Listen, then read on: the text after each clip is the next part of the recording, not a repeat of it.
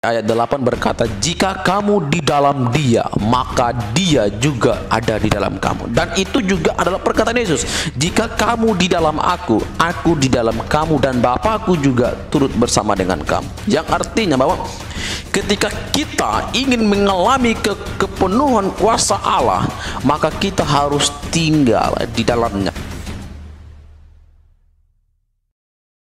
Selamat pagi buat sahabat-sahabat semua, dimanapun kita berada. Saya percaya saya dan saudara berada di dalam perlindungan dan pertolongannya Tuhan. Nah, saudara-saudara sekalian, sebelum kita memulai aktivitas kita sepanjang hari ini, baiklah kita merenungkan satu bagian kebenaran firman Tuhan yang saya ambil di dalam Kolose pasal 2. Ayatnya yang ke-6 sampai ayatnya yang ke-15. Di sana Lembaga Alkitab Indonesia memberi judul atau perikop kepenuhan di dalam Kristus. Saya bacakan untuk kita semua. Kolose pasal 2 ayat 6 sampai ayatnya yang ke-15. Kamu telah menerima Kristus Yesus Tuhan kita. Karena itu hendaklah hidupmu tetap di dalam Dia. 7. Hendaklah kamu berakar di dalam Dia dan dibangun di atas Dia. Hendaklah kamu bertambah teguh dalam iman yang telah diajarkan kepadamu, dan hendaklah hatimu melimpah dengan syukur. 8. Hati-hatilah supaya jangan ada yang menawan kamu dengan filsafatnya yang kosong dan palsu, menurut ajaran turun-temurun dan roh-roh dunia, tetapi tidak menurut Kristus. 9. Sebab dalam Dialah berdiam secara jasmania seluruh kepenuhan kealahan. 10. Dan kamu telah dipenuhi di dalam Dia. Dialah kepala semua pemerintah dan penguasa. Dalam Dia, 11, dalam Dia kamu telah disunat, bukan dengan sunat yang dilakukan oleh manusia, tapi dengan sunat Kristus yang terdiri dari penanggalan akan tubuh yang berdosa. 12. Karena dengan Dia kamu dikuburkan dalam baptisan, dan di dalam Dia kamu turut dibangkitkan juga oleh kepercayaanmu kepada kerja kuasa Allah yang telah membangkitkan Dia dari orang mati. Ayat 13. Kamu juga meskipun dahulu mati oleh pelanggaran-pelanggaranmu dan oleh karena tidak disunat secara lahiriah, telah dihidupkan Allah bersama-sama dengan Dia sesudah Ia mengampuni segala pelanggaran kita. 14. Dengan menghapuskan surat hutang yang oleh ketentuan-ketentuan hukum mendakwa dan mengancam kita, dan itu ditiadakannya dengan memakukannya pada kayu salib. Ia telah melucuti pemerintah-pemerintah dan penguasa-penguasa dan menjadikan mereka tontonan umum dalam kemenangannya atas mereka. Nah, itu adalah pembacaan nats firman Tuhan dalam Kolose pasal 2 ayat 6 sampai ayatnya yang ke-15. Yang ingin saya sampaikan adalah ketika kita sudah di dalam Kristus, maka hiduplah di dalam Kristus. Karena hanya ketika kita hidup di dalam Kristus, kita mengalami kepenuhan itu.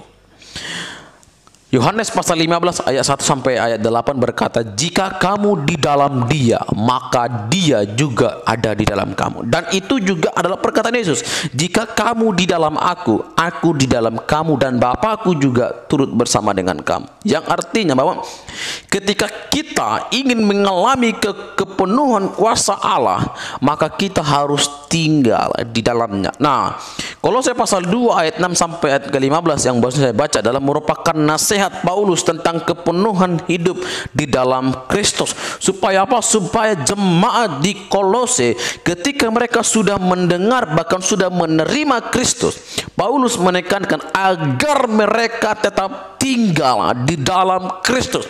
Sebab apa? Sebab Kristus sudah melakukan kewajibannya, sudah memberikan nyawanya, hidupnya dengan cara disalib, mati tergantung di bukit Golgota untuk menebus hidupku, bahkan hidup jemaat di Kolose pada saat itu, sehingga mereka mengalami kemenangan di dalam Kristus. Kenapa di sana kita singgung bahwa Dia telah menyerahkan hidupnya untuk menebus hutang dosa. Jadi lewat lewat penyerahan Yesus, lewat pengorbanan Yesus di atas kayu salib, membuktikan bahwa Allah itu benar-benar mengasihi dunia. Yohanes pasal 3:16 berkata, karena begitu besar kasih Allah akan dunia ini, sehingga ia mengaruniakan anaknya yang tunggal, agar setiap orang yang percaya kepadanya tidak binasa, melainkan beroleh hidup yang kekal. Jadi juga Rasul Paulus mengingatkan, menasehati jemaat di Kolose bahwa di dalam perkembangan zaman dan banyak filsafat-filsafat yang serong, yang semakin berdatangan, Paulus menasihati agar mereka, ketika mereka sudah, kenapa Paulus mengatakan di 6, kamu telah menerima Kristus Yesus, karena Paulus tahu betul perkembangan kehidupan iman jemaat di Kolose, sehingga ia menasihati mereka dengan berkata, kamu telah menerima Kristus Yesus Tuhan kita. Yang artinya kamu sudah terima Yesus. Jadi ketika kamu sudah terima Yesus, maka kamu harus tetap tinggal di dalam Yesus. Sekalipun nantinya banyak filsafat kosong, filsafat yang datang, yang memberitakan tentang Injil yang tidak pada tempatnya, artinya menyampaikan kebenaran tapi tidak sesuai dengan Alkitab, kamu bisa melawannya dan bisa menolaknya. Hati-hatilah supaya jangan ada yang menawan kamu dengan filsafat yang kosong dan palsu menurut ajaran turun-temurun dan roh-roh dunia, tetapi tidak menurut Kristus. Yang artinya kamu sudah tinggal di dalam Kristus, sudah menerima Kristus, sudah mengalami kepenuhan di dalam Kristus, maka sudah seharusnya kamu tinggal di dalam Kristus. Sebab hanya ketika kamu tinggal di dalam Kristus, kamu dapat melawan tawanan filsafat kosong, ajaran-ajaran nenek moyang yang tidak berfaedah itu, yang menyesatkan itu. Jadi juga saat pagi hari Rasul Paulus mengingatkan kita, saya dan saudara yang sudah menerima Kristus, tetaplah tinggal di dalam Kristus. Mungkin ketika kita tinggal di dalam Kristus, kita mengalami yang namanya banyak tantangan, rintangan, pencobaan. Tapi saya mau katakan, surat Rasul Paulus juga mengatakan, di dalam kelemahankulah aku mengalami kekuatan, mengalami kepenuhan. Di dalam kelemahankulah kuasa Allah, kuasa Kristus itu nyata dalam hidupku.